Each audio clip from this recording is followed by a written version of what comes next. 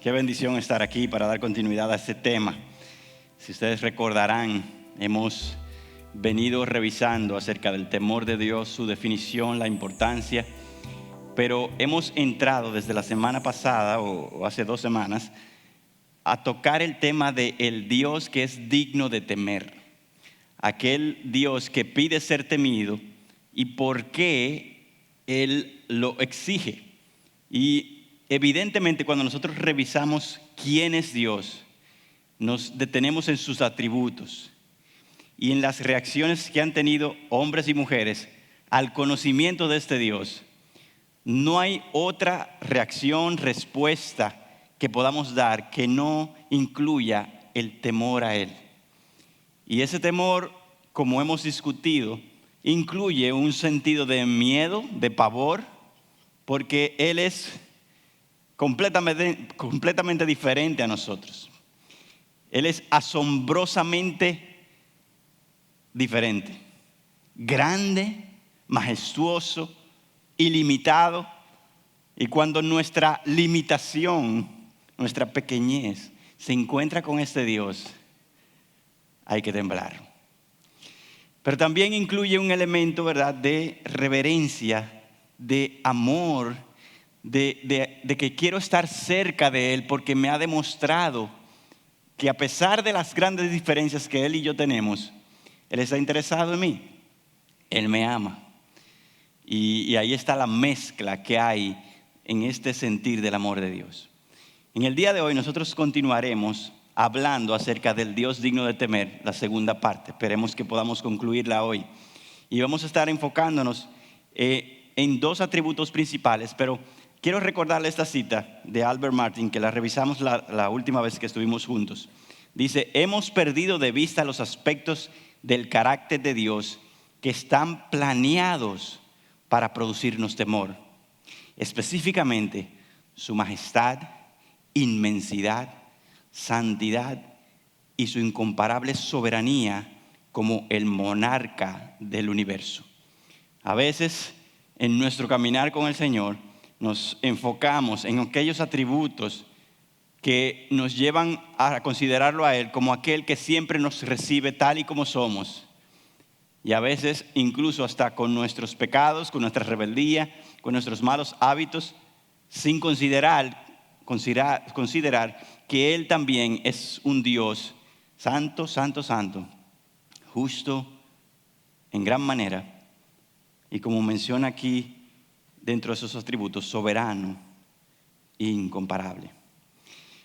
Juan Calvino lo decía de esta forma, hablando de lo grande que es Dios y los insignificantes que somos nosotros. Dice: los hombres nunca son debidamente tocados e impresionados con una convicción de su insignificancia hasta que no se hayan contrastado a sí mismo con la majestad de Dios.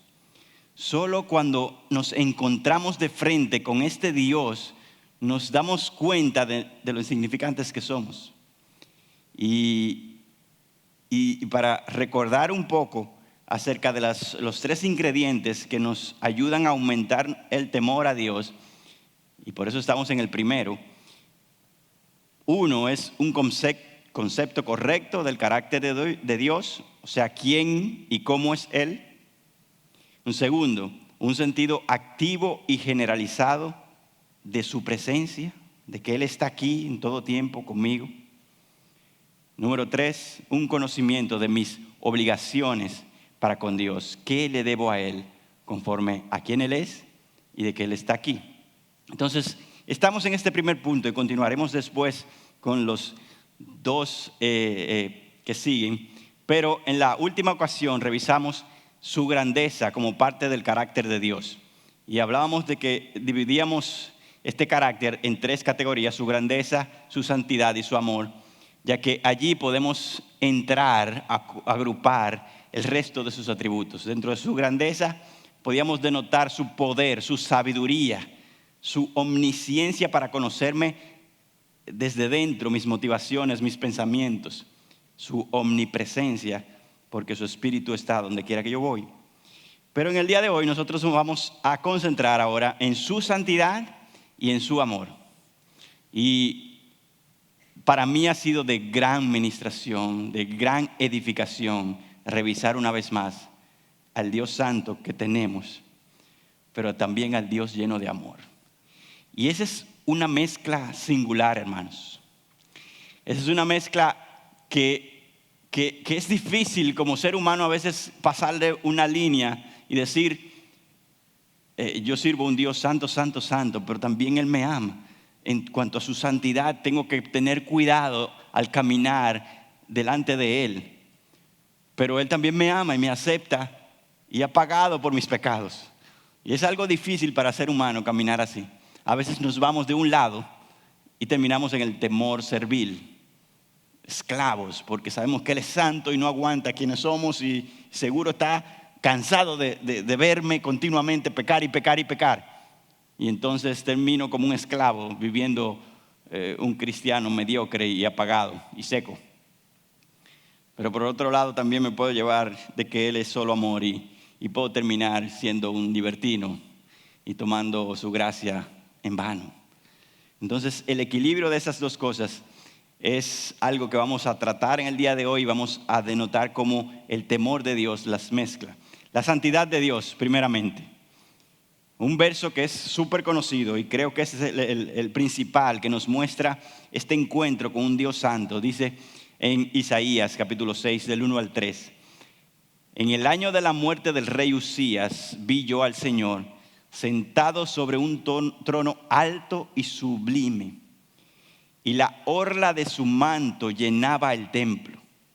Por encima de él había serafines, cada uno tenía 6 alas, con 2 cubrían sus rostros, con 2 cubrían sus pies, y con 2 volaban. Y el uno al otro daba voces diciendo: Santo, santo, santo es el Señor de los ejércitos. Llena está toda la tierra de su gloria. Único atributo, característica de Dios que se menciona como santo, santo, santo. Se repite 3 veces. Algo común en el hebreo, ¿verdad? Y en los tiempos de Jesucristo también, de repetir cualidades o mensajes varias veces para resaltar la importancia, enfatizar que esto es algo serio. Y esto es lo que hace Isaías al encontrarse con este Dios. Él expresa un grado superlativo o totalidad en cuanto a lo que es su santidad. Santo, santo, santo. Es hermoso encontrarse en el hebreo esas 3 palabras seguidas, porque cuando uno se encuentra dice santo del santo y santo, como que no tiene mucho sentido. Pero cuando lo encontramos también en el Nuevo Testamento y lo encontramos con otras palabras que quieren tomar o hacer énfasis, nos damos cuenta de que esto es algo que el autor, y en este caso Dios, quiere elevar a la máxima potencia. Dios está exaltando su santidad al nivel más alto posible. Solo su santidad es magnificada con el uso de esta repetición, lo habíamos dicho, y en Apocalipsis 4:8 también se menciona esto, cuando los ángeles postrados, serafines, se tapan también los ojos delante de Dios para resaltar que Él es santo, santo, santo. Y estos son los seres celestiales que están hablando de este ser sentado en su trono majestuoso. Seres que no son como tú y como yo, porque tienen atributos, características que para nosotros son sobrenaturales. Incluso si están en la presencia de Dios, ellos no tienen pecado. Y allí, delante de la presencia de Dios, ellos están tapados, cubiertos con sus alas, sus rostros, su cuerpo, sus pies, todo en reverencia a la santidad de este Dios. ¡Wow! Es por eso o sea, si hombres y mujeres pecadoras, como somos tú y yo, tuvieran la oportunidad de estar delante de este Dios, la Biblia dice, no aguantaríamos, no podríamos vivir. Estos seres y serafines, y la palabra para serafines ahí es unos seres en llamas. O sea que estos eran unos seres brillantes como el fuego, que estaban allí resplandecientes, pero el que estaba sentado en el trono era mayor y más brillante que ellos. Por tanto, no podían ni verlos. Ahora, ¿por qué, me pregunto yo, la Biblia no habla de que Dios es soberano, soberano, soberano? ¿Por qué la Biblia no habla de que Dios es justo, justo, justo? Y se enfoca en que Dios es santo, santo, santo. ¿Por qué Dios quiere resaltar este atributo de Él de esta forma? Esto es una importante pregunta. Edward Young, un teólogo del siglo también pasado, dice que esta repetición expresa la totalidad de la perfección que existe en Dios, lo cual lo separa de su creación. Dios es el creador que existe en absoluta independencia de la criatura. Él es el Señor y no un hombre. Aunque la creación depende de Él, Él mismo es completamente independiente de eso, de ella. Dios expresa a través de esta repetición y de esta santo, santo, santo, su total perfección en quien Él es. Y que Él es separado de todo lo que Él creó. No es como tú y yo, que tal vez hacemos un helado y lo ponemos en el freezer, y este helado depende de factores que tú y yo también dependemos. Si este helado no está en frío, en una temperatura, no dura mucho. Yo también dependo de la temperatura para vivir, como el helado. Este helado tiene que estar puesto en un sitio equilibrado para que no se caiga. Bueno, yo también dependo de la gravedad y del equilibrio para estar de pie. Dios no depende de nada de lo que Él creó. Dios es completamente diferente y separado. Ni el tiempo, ni la física, ni nada de lo que nos gobierna a nosotros lo gobierna Él. Y es lo que quiere decir este autor. Pero vamos a ver un poco más el significado de santidad de Dios y vamos a ir a algunos términos que se usan en la Biblia para este concepto o este atributo. Primer concepto o primera palabra que podemos tomar para hablar de la santidad de Dios es Kodesh. Y significa estar separado, cortado, para estar separado, diferente y distinto al resto. Y aquí vemos una primera parte importante, ¿verdad? Cuando Dios habla de santidad, significa separación. Yo estoy separado de esto porque soy diferente, soy distinto. Él está infinitamente por encima de todas las criaturas en pureza, gloria y majestad. Dios es completamente otro. Y eso es algo glorioso, porque la Biblia, por un lado, dice que somos hechos a su imagen y semejanza. Tenemos características de Dios, pero a la vez Él es completamente diferente a nosotros. ¡Wow! ¡Qué mezcla!, ¿verdad? Él nos dio por su gracia, por su diseño, por sus propósitos eternos, cualidades que tú y yo caminamos con ellas día tras día. Pero esas cualidades, incluso cuando las comparamos a Él, son completamente diferentes. Semejantes pero diferentes. ¡Wow! Y esta parte de Kodesh y separado es lo que nosotros llamamos a lo que es la santidad debido a su majestad. Debido a que Él es de otra naturaleza, Él es completamente separado. Entonces Él es majestuosamente santo. R.C. Sproul, que escribió un libro que ustedes seguro han oído, de la santidad de Dios, nos dice que la trascendencia de Dios lo describe en medio de su majestad, que nos consume, y su exaltada grandeza nos apunta a la distancia infinita que lo separa a Él de toda criatura.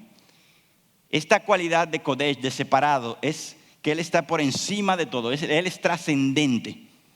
Y esta cualidad, dice R.C., que nos apunta a una distancia infinita que nos separa de Él. Y allí está entonces esa parte de la santidad de Dios que nos habla de su separación. A.W. Pink también nos dice, Dios está solo o separado en su majestad, es único en su excelencia y sin comparación en sus perfecciones. Nada se compara a Él. Lo dice en Isaías también. No hay nadie que me compare, yo no soy semejante a nadie, no hay Dios como yo. Ese es el Dios que es santo. En santidad también, además de Kodesh, o sea, es Kadosh, y significa pureza, limpio de toda corrupción. Y entonces en esta parte, Él está completamente separado, pero ahora es del pecado, de la impureza, de la corrupción del pecado. Y en Levíticos 11 y Primera de Pedro capítulo 1 nos hablan de que Él dice que es santo y por tanto debiéramos nosotros serlo también. Entonces es un llamado al hombre, al hijo de Él, sé puro, sé santo como yo soy santo. Un llamado a una perfección, ¿verdad? Imposible para nosotros, pero Él nos llama a caminar hacia esa pureza y esa santidad, alejándonos cada vez más del pecado, pero caminando hacia su santidad.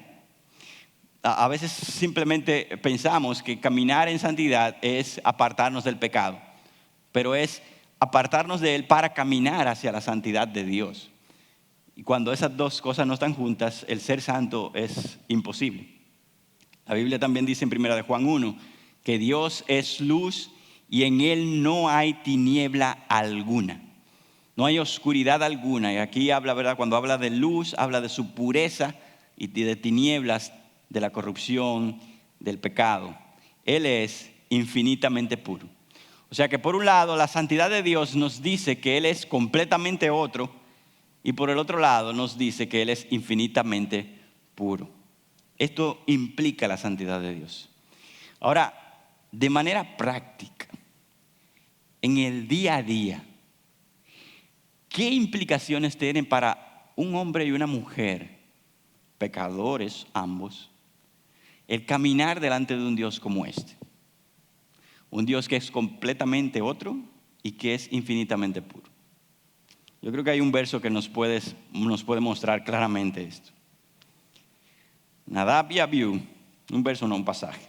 Nadab y Abiú, hijos de Aarón, tomaron sus respectivos incensarios y después de poner fuego en ellos y echar incienso sobre él, ofrecieron delante del Señor fuego extraño, que Él no les había ordenado.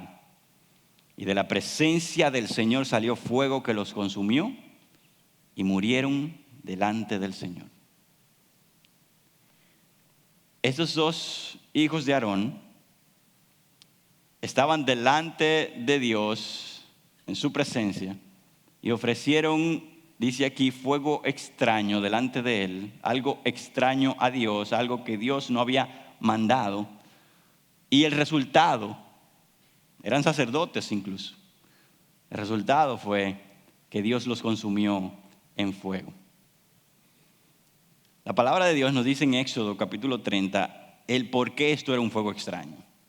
Y las instrucciones estaban ahí. Éxodo 30, 37 y 38 nos dice lo siguiente. Dice, y el incienso que harás no lo haréis en las mismas proporciones para vuestro uso.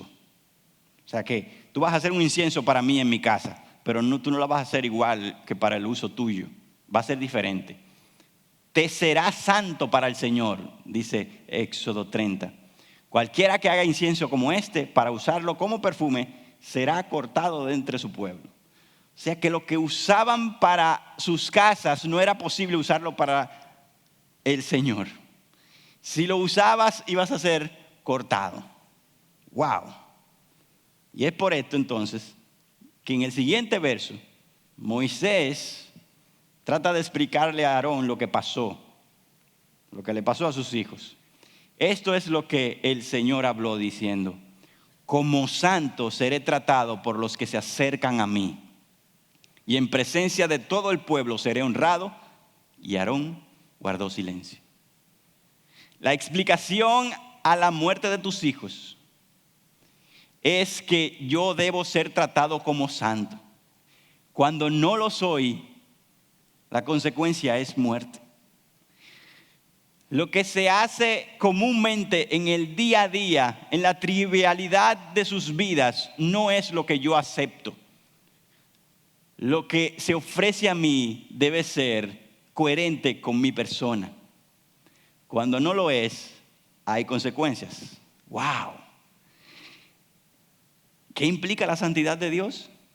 Implica de que nuestro caminar constante debiera estar caracterizado con un temor de fallarle, de que nuestro caminar debiera ser coherente y de que nosotros debiéramos ser una diferencia entre lo ordinario del mundo, como decimos frecuentemente aquí en la IBI, y lo extraordinario de Dios.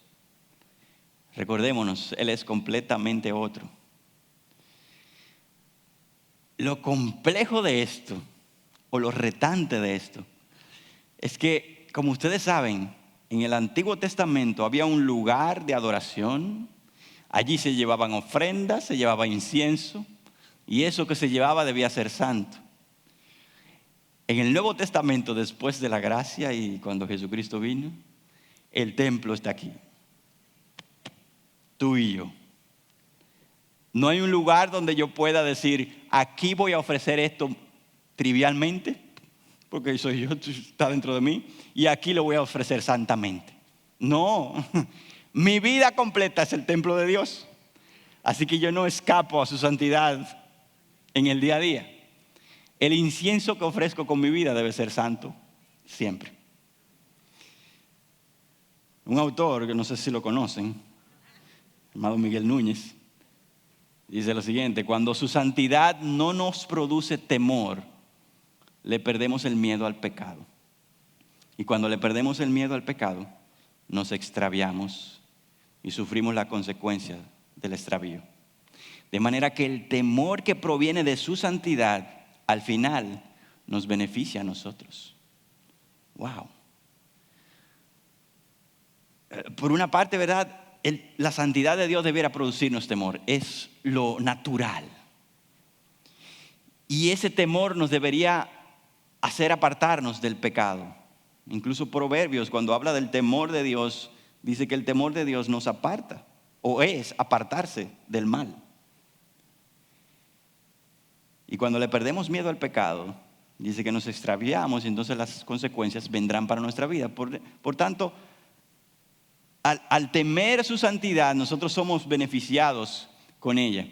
Le damos honra a Él, le damos adoración, pero también vivimos una vida caracterizada por el favor de Dios. Comenzamos con un Isaías que se encuentra con la escena contemplando a Dios y él escucha. Hasta ahora él no ha dicho nada, solamente él ve a este Dios que llena todo lugar, a estos seres ocultos detrás de sus alas, proclamándose el uno al otro: santo, santo, santo. Intrigante eso, ¿verdad? Porque el pasaje dice que se lo decía el uno al otro. Es como que tú y yo nos estemos diciendo: Él es santo, Él es santo, Él es santo, recordándonos quién Él es. Y entonces Isaías reacciona. Y se estremecieron los cimientos, no solo Isaías, sino los cimientos también, de los umbrales a la voz del que clamaba, y la casa se llenó de humo. Entonces dije: ay de mí, porque perdido estoy, pues soy hombre de labios inmundos, y en medio de un pueblo de labios inmundos habito. Porque han visto mis ojos al Rey, el Señor de los ejércitos. Vemos a unos seres angelicales, unos seres celestes reaccionando ante la santidad de Dios. Su reacción es estar ocultos y proclamándose el uno al otro: Él es santo, Él es santo, Él es santo. Ahora vemos a un ser humano, pecador, y la reacción es de terror. Es: ay de mí, porque yo estoy perdido. La palabra ahí puede usarse no solamente perdido, sino devastado. En inglés, undone, o sea, deshecho. Todo lo que yo soy se descoyuntó y yo no sirvo para nada ahora. Ay de mí, porque perdido estoy. Y las razones que él da entonces es que es un hombre de labios impuros. Vamos a separar un poco esas respuestas de él. Dice, la respuesta es, ay de mí porque estoy perdido. Las causas, él dice, pues yo soy un hombre de labios inmundos. Primero él habla de quién él es. Bueno, lo que yo soy es que soy un pecador. Mis labios hablan de mi corazón y lo que yo hablo es inmundicia. Y los labios de un profeta eran su herramienta continua, porque él lo que hacía era proclamar lo que Dios le decía. Entonces, si sus labios eran inmundos, él no servía para nada. Y no solamente yo estoy perdido por lo que yo soy, yo estoy perdido por donde yo habito, por quienes me rodean. Imagínate que yo no fuera inmundo, sino que fuera puro, pero todo alrededor mío está inmundo. El fuego que viene me va a consumir también, diría Isaías. Pero él habla de su persona, de quién él es y después de quienes le rodean. Y entonces dice otro por qué, dice, porque he visto al Rey, el Señor de los ejércitos. Debido a que he visto a este Rey, y Él es santo, santo, santo, yo entonces entiendo que soy inmundo. Y todos los que están a mi alrededor también lo son. Es una cadena que comienza desde atrás. Veo al Rey, concluyo de que los que habitan conmigo son inmundos, y yo también soy inmundo, por eso entonces estoy perdido. Y puede comenzar desde adelante también. Estoy perdido porque soy inmundo, porque los que están conmigo son inmundos, porque he visto al Rey. Él conocía de que el estar delante de la presencia de Dios, tal y como Él es, era imposible para un ser humano. Pero en ese momento Él se da cuenta, con toda claridad, las cualidades, rasgos de su persona, de su ser. Y hermanos y hermanas, eso es algo que debiéramos pensar, buscar, meditar continuamente. El estar delante de la persona del Dios Santo, Santo, Santo nos pondrá en la perspectiva correcta de quiénes somos. Frecuentemente tú y yo nos llenamos de orgullo, nos llenamos de ciertas posiciones, de que estoy mejor que aquel, por lo menos, mira, pero ¿cómo va a ser que en la iglesia gente así? Y a veces pensamos que somos un chin más que otro. Pero cuando estamos delante del Dios Santo, Santo, Santo, yo soy inmundo y todo el que está al lado mío es inmundo. Todo el mundo está perdido.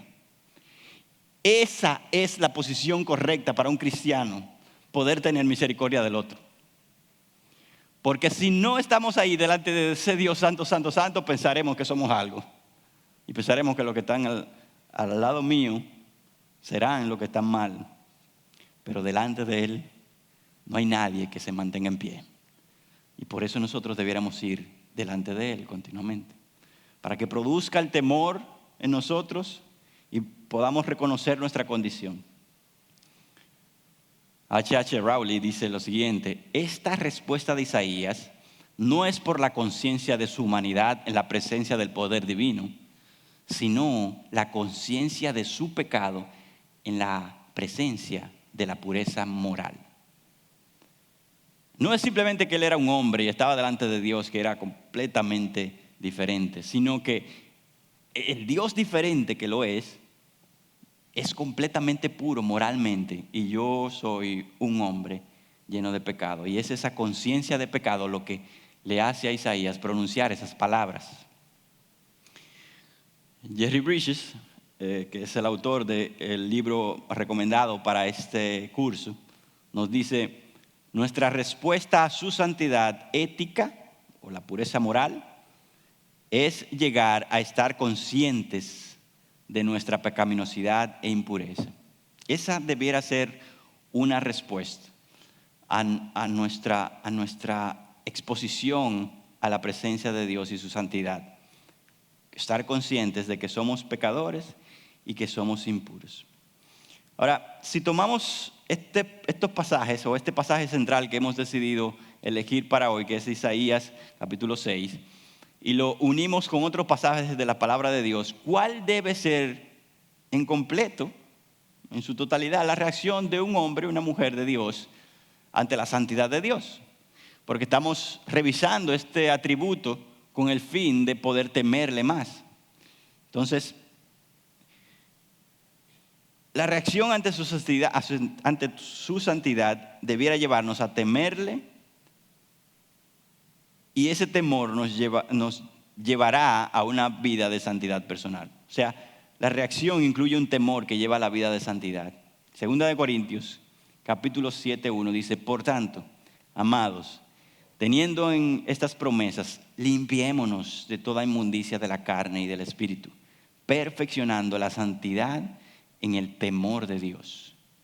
O sea que cuando nosotros tratamos de perfeccionar nuestra santidad, debemos hacerlo en el temor de Dios, reconociendo quién Él es. Su santidad nos muestra nuestra inmundicia, por tanto nosotros queremos separarnos del pecado, y esto entonces nos lleva a vivir o a perfeccionar la santidad nuestra, pero esto debemos hacerlo en el temor de Él. Y lo hermoso de este pasaje, ¿verdad?, es que dice: por tanto teniendo estas promesas, limpiémonos. Y las promesas que están antes de este capítulo 7 son de salvación, de vida eterna, de santificación. Entonces, por tanto, llega a conclusión Pablo: el resultado debiera ser una perfección en nuestra santidad relacionada a su temor. También debiera llevarnos a adoración. Santo, santo, santo. Dice Isaías, pero también Apocalipsis, dice que los ancianos se postran y adoran y echan sus coronas al conocer a este Dios santo, santo, santo. Debiera llevarnos a una adoración, no solamente con nuestra vida, ¿verdad?, sino lo que hacen los ancianos ahí, hermanos, es adorar con su boca. Primero lo hicieron los ángeles, si puede ir a Apocalipsis 4 lo verá, lo hicieron los seres celestiales, santo, santo, santo. Y después los ancianos dice que adoran, y lo que hacen es postrarse, inclinarse, adoran, tiran sus coronas, sus premios, sus honores, se lo ponen a sus pies, y los versos continúan diciendo de que ellos también entonces comienzan a proclamar quién es Dios. Por eso a mí me llama la atención y nos llama la atención cómo a veces pensamos que en el momento de encontrarnos con Dios, en un momento de adoración aquí en la iglesia o en cualquier otro lugar, a veces pensamos que es simplemente cantar lo que está ahí en la pantalla. Santo, santo, santo, Señor omnipotente. Y no hay ninguna reacción de nuestro rostro, de nuestro cuerpo, de nada, expresión no verbal, sino estamos ahí. Hay que hacerlo, estamos aquí en la iglesia. Pero lo que hacen estos ancianos es que ante el encuentro con este Dios es reacción verbal, pero corporal y todo sentido. Santo, santo, santo. Me quito todo porque Él lo merece. Yo no puedo estar quieto ante un Dios como este. Y obviamente con esa aclaración no queremos decir que hagamos desórdenes. Él es santo, y tiremos cosas y comencemos a hacer desórdenes en la iglesia, pero sí debiera llevarnos a una reacción no frívola, sino que demuestre lo que está supuestamente en nuestros labios. ¿Qué otra cualidad o qué otra reacción debiéramos tener ante su santidad? Humildad. Este verso, yo sé que a ti te fascina seguro, a mí me encanta. Porque me muestra quién es Él, pero a un nivel tan profundo. Porque así dice el alto y sublime, que vive para siempre, cuyo nombre es santo. Habito en lo alto y santo, y también con el contrito y humilde de espíritu, para vivificar el espíritu de los humildes y para vivificar el corazón de los contritos.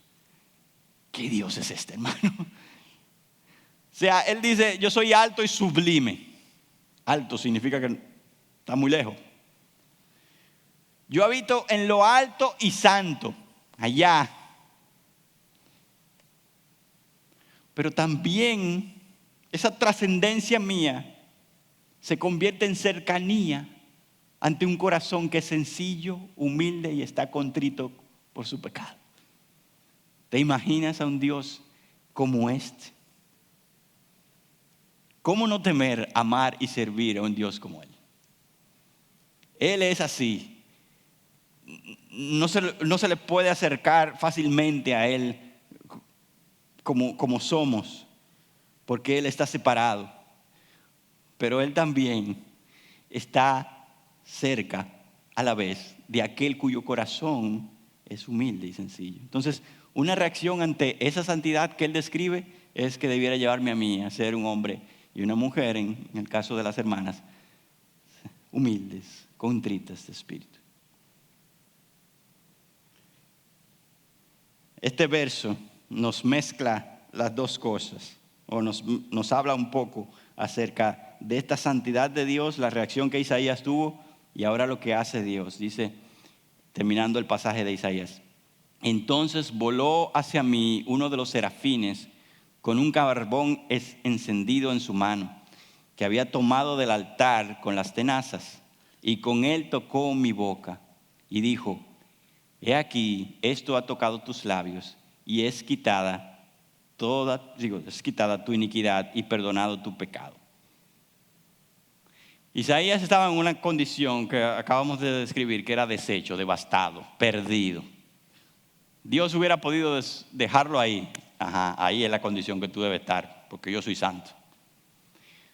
Pero Dios envía a los serafines a limpiarlo y a quitar su iniquidad y a perdonar su pecado.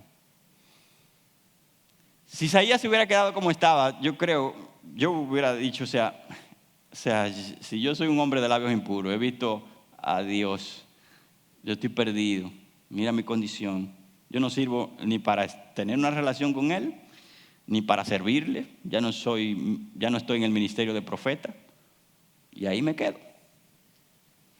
Y esa es la condición de aquel que sirve a Dios de forma esclava, que Dios es así. Yo me siento mal, me siento perdido, ya no hay esperanza, lo hice de nuevo. Pero Dios interviene en la escena. Lo hace en el Antiguo Testamento, pero lo hace gloriosamente en el Nuevo. Y Él interviene en la escena para limpiar a este hombre contrito y humilde de su pecado, y para entonces enviarlo a ser profeta de Israel. Como ustedes saben, después de este pasaje, Dios pregunta: ¿a quién enviaré? E Isaías, después de limpio su pecado, dice: envíame a mí. Aquí vemos ya una conexión, ¿verdad?, de esta santidad de Dios y a la vez de su amor, de su gracia. Como Dios es santo, santo, santo. Nos hace ver nuestra condición, pero a la vez Él interviene en la historia, en nuestra vida, para decirnos: a ese a quien has ofendido, ese es el único que puede cambiar tu condición de inmundo a aceptado, a puro. Y ese es el que está dispuesto a hacerlo. ¡Wow! Si hay alguien capaz para limpiar nuestra suciedad, ese es nuestro Dios, y Él lo hace con Isaías. Pero ahí estamos viendo parte de lo que vamos ahora a tratar ahora: el amor de Dios. Dios se muestra en su santidad, alejándonos y haciéndonos tirar por el suelo. Pero Él interviene en la historia, en la relación que tenemos con Él, mostrándonos su gracia y su amor. John Brown dijo lo siguiente: nada es más adecuado para cultivar el temor de Dios que una visión iluminada de la cruz de Cristo. Ahí está su amor, en esa cruz.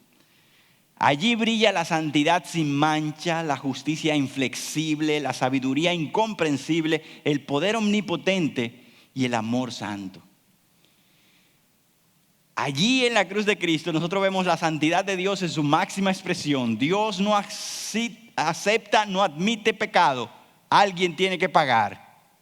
Jesucristo recibe el castigo de todo el pecado. Dios es santo. Su justicia es inflexible. Yo no voy a pasar por alto el pecado del hombre. Mi Hijo pagará por él. Su sabiduría incomprensible. El Dios hecho hombre nace en una virgen. El Dios que llama a las estrellas por su nombre y sostiene el universo. El agente de la creación se hace hombre, entra en el vientre de una mujer, nace, se vuelve niño, se ensucia, lo limpian, crece y Él es el Salvador que paga por el pecado de toda la humanidad. Sabiduría incomprensible, hermano. ¿Quién lo diría? El poder omnipotente, porque este Dios que muere allí en la cruz, además de ser obediente hasta la muerte, someterse a la obediencia de Dios, al castigo de la cruz, Él es el Dios que resucitó y venció la muerte y el pecado. Y allí se muestra su gran amor.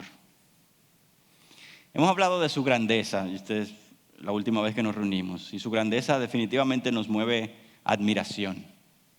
Cuando estábamos hablando, ¿verdad?, de cómo comparamos al Dios que pone todas las aguas del mar en su palmo y mide los cielos allí extendiendo sus dedos, y hablábamos de las estrellas, cómo Él es inmensamente grande, y eso nos llevaba a admiración.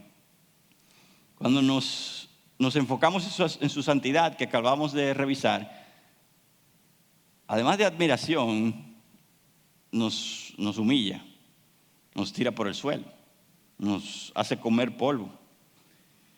Pero ahora, cuando revisamos y entendemos correctamente su amor, esto debiera quitarnos el aliento en un asombro muy especial. ¿Por qué? Porque ese Dios así, inalcanzable, alto y sublime, decide alcanzarme a mí, pecador e inmundo, y perdonarme, aceptarme, comprarme y hacerme su hijo. Y no solamente un hijo adoptado, ¿verdad? Que tú estás ahí, bueno, tú eres hijo adoptado y estos son mis hijos de verdad. No, tú eres mi hijo adoptado, yo te doy mi herencia, yo te doy mi favor y te amo como si fueras mi hijo desde siempre. Hay un equilibrio, y ahora que estamos en las Olimpiadas de invierno, de esos países donde hay invierno de verdad, nosotros pudiéramos ver escenas como esta, ¿verdad? Bailando ahí, patinando en la pista de hielo. Y este hombre, ¿verdad?, agarrando a la bailarina y dándole vueltas de forma magistral.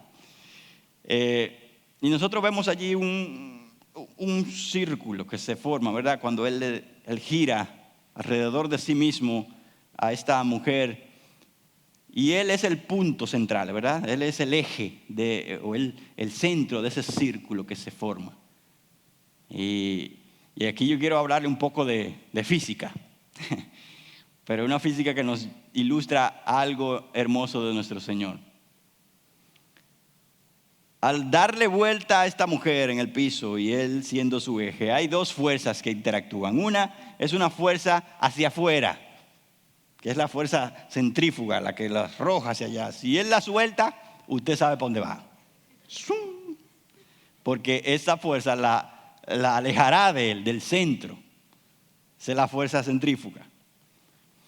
Pero hay otra fuerza que la mantiene pegada a él, al centro.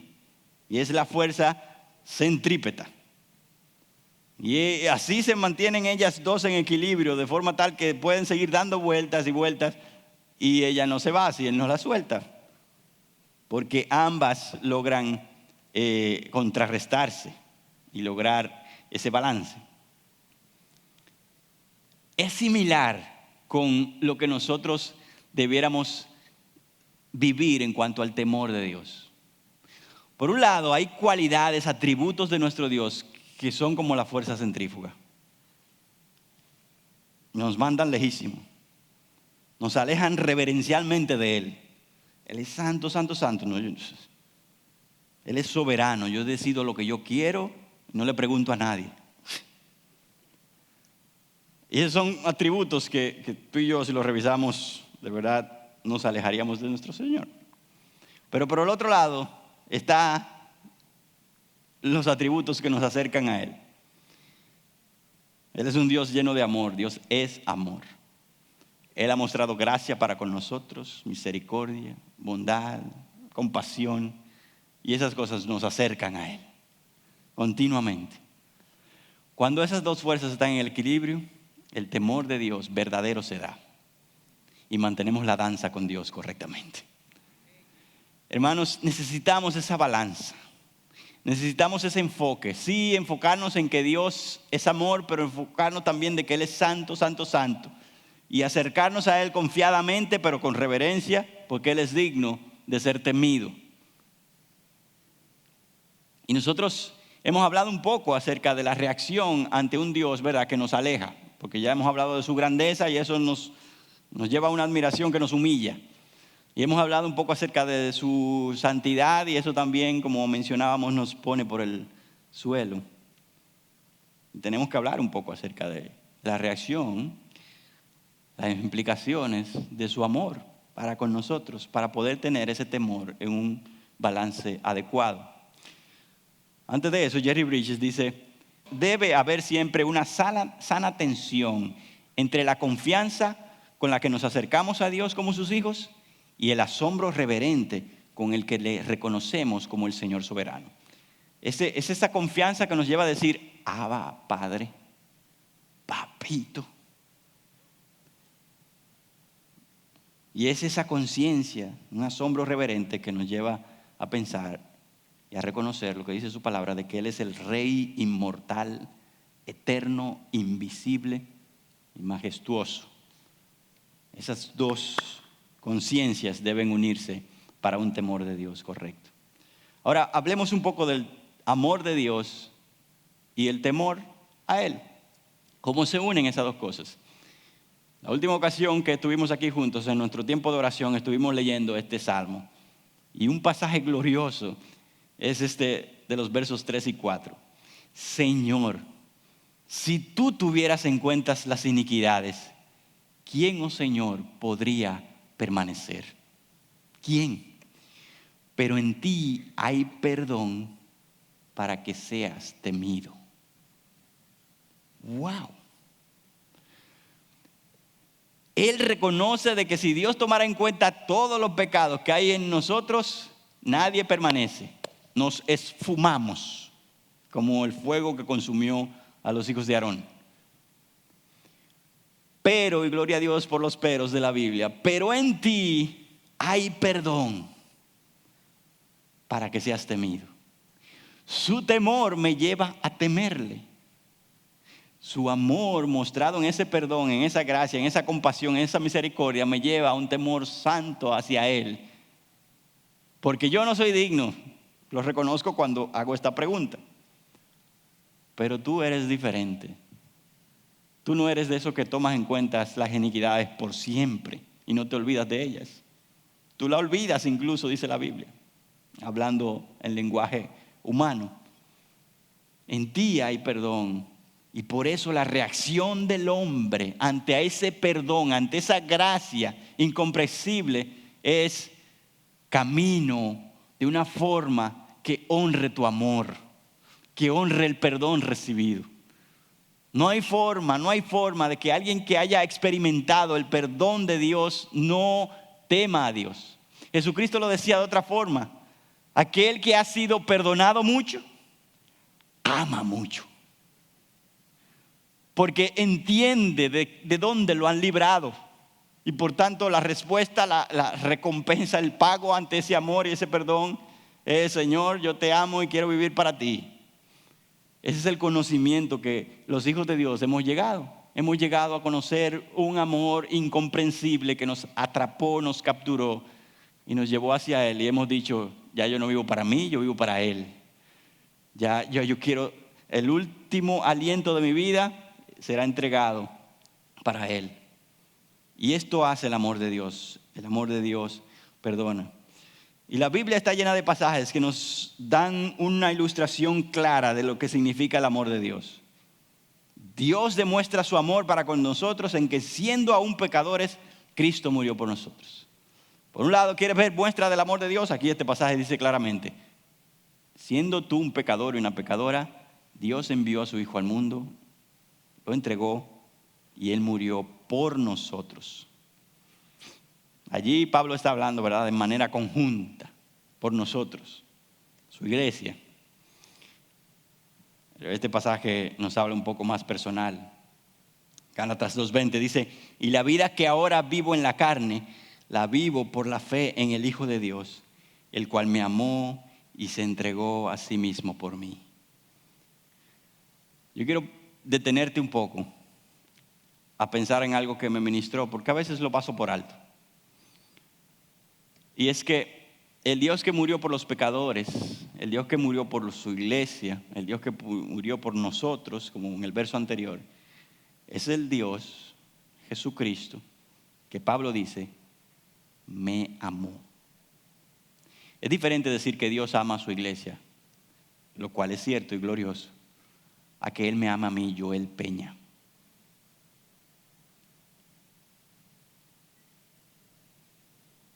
Yo puedo decir nombres aquí, que Dios ama a Clara Natalí, a Lawin, a Claudio,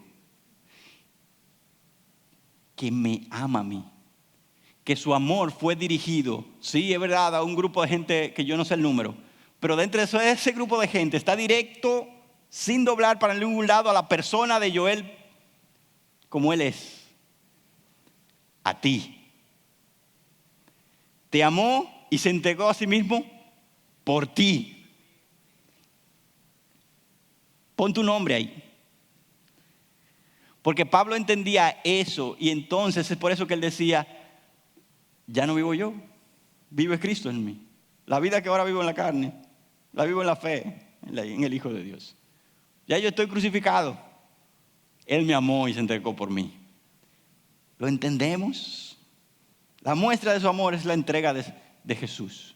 Esa es la mayor evidencia del amor que Dios tiene. Y a la vez este pasaje nos muestra algo que muchas veces pasamos por alto.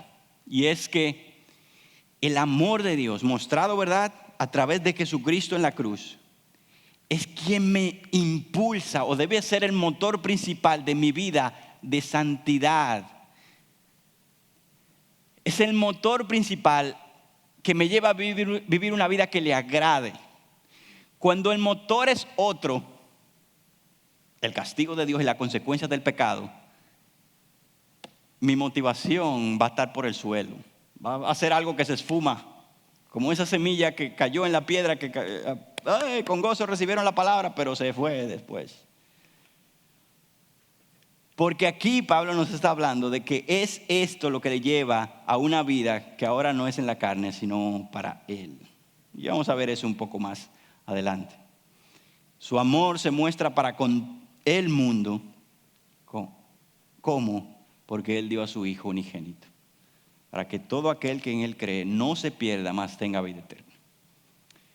Yo no quiero asumir algo, y es posible que el 99.9% de los que están aquí son cristianos, o de los que están viendo el video después, pero yo no quiero asumirlo. Dios es quien lo sabe. Pero si tú quieres saber si Dios te ama, es que Él estuvo dispuesto a no solo como Abraham llevar a su hijo Isaac al monte y sacrificarlo, y después le cambiaron el hijo y le pusieron otras cosas, como un cordero, sino que Dios llevó su sacrificio hasta el fin y entregó a su hijo por amor a ti que estás escuchando. Te ama. Y es ese amor que debiera llevarte a decir, sí, yo soy un pecador, sí, yo necesito salvación, yo no encuentro otro amor en este mundo. Así, cree en Él y tendrás salvación. Otro verso que nos habla de cómo se manifiesta el amor de Dios. Dice, en esto se manifestó el amor de Dios en nosotros, en que Dios ha enviado a su Hijo unigénito al mundo para que vivamos por medio de Él. Allí se muestra su amor. Cuando te olvides de su amor, sí, tú puedes ver que Él te provee todos los días, eso es parte de su amor y su bondad, que Él te da trabajo, que Él permitió que no chocaras, que tu familia está bien, está sana. Sí, eso es muestra de su amor. Pero la muestra más gloriosa, por si acaso alguna de esas cosas fallan, fue a quien Él colgó en la cruz por ti. Cuando se te olvide eso, se nos olvide, volvamos, Señor, no me olvido de que me amas, aunque no tengo dinero, aunque estoy mal con fulano, aunque me va mal en esto, aunque no tengo lo que quiero. No olvido que me amas porque ya lo demostraste hace tiempo. Tú enviaste, Jesús. En esto consiste el amor, no en que nosotros hayamos amado a Dios, sino que Él nos amó a nosotros y envió a su Hijo como propiciación por nuestros pecados, como aquel que iba a sustituirnos. ¿Cuáles son las reacciones ante un amor como este? Mencionaba esta parte. Su amor me motiva a vivir para Él. Es su amor, hermanos. Yo estoy crucificado, ya leímos, ya yo no vivo yo. Y en 2 Corintios hay un pasaje especial que dice, pues el amor de Cristo nos apremia, su amor nos apremia, nos controla, habiendo llegado a esta conclusión, que uno murió por todos, por consiguientes todos murieron. Y de ahí en adelante ya estos no viven para sí porque ya murieron. Y ese amor entonces me lleva a morir a este mundo y a vivir para Él. Es ese amor que me motiva y me lleva. Su amor también me lleva a amar a otros. El que no ama no conoce a Dios, porque Dios es amor. Su persona, su naturaleza, lo que lo define es que Él es amor. Si tú entras a mí y me desbaratas, tú vas a ver que hay hueso, carne y mucho féfere raro aquí dentro. Pero si nos centramos a la esencia de Dios, allí encontrarás amor en su naturaleza. ¿Habrá perdón para un pecador que se arrepiente? Sí, Dios es amor. ¿Habrá perdón para mí mañana o ayer o hoy, cuando ya le he fallado y me siento tan mal? Sí, porque Dios es amor. Y Él lo ha demostrado, como ya hemos revisado. El amor me lleva a glorificarle y darle gracias. Todo lo que encaja en su amor, está allí dentro, está su bondad, su gracia, su misericordia, su perdón. Y una de las formas en que Jesús mostró amor, piedad y misericordia fue sanando. Y esta escena de el leproso, o los leprosos, 10 leprosos que fueron sanados, es una muestra de la gracia y el amor de Jesucristo. Pero solo uno dice aquí, entonces uno de ellos, al ver que había sido sanado, se volvió glorificando a Dios en alta voz y cayó sobre su rostro a los pies de Jesús, dándole gracias. Su amor me lleva a glorificarle, a darle gracias, a adorarle. Esa motivación correcta para hacerlo. Y por último, su amor me aleja de la rebelión. Quiero pararme aquí unos minutos antes de terminar. El pueblo de Israel, descrito en el Salmo 106, dice lo siguiente: nuestros padres en Egipto no entendieron tus maravillas, no se acordaron de tu infinito amor, sino que se rebelaron junto al mar, en el mar rojo. El pasaje completo nos muestra a Israel levantándose, cayéndose, olvidándose de las promesas de Dios y olvidándose del amor infinito de Dios. Y nos lleva a una conclusión que a veces yo la he visto en mi vida, yo no sé si tú la has visto. Pero cuando tú sientes el amor de Dios borroso en ti, o estás olvidándolo, o lo sientes lejano, como que ya eso no es posible, la naturaleza nuestra nos llevará a rebeldía.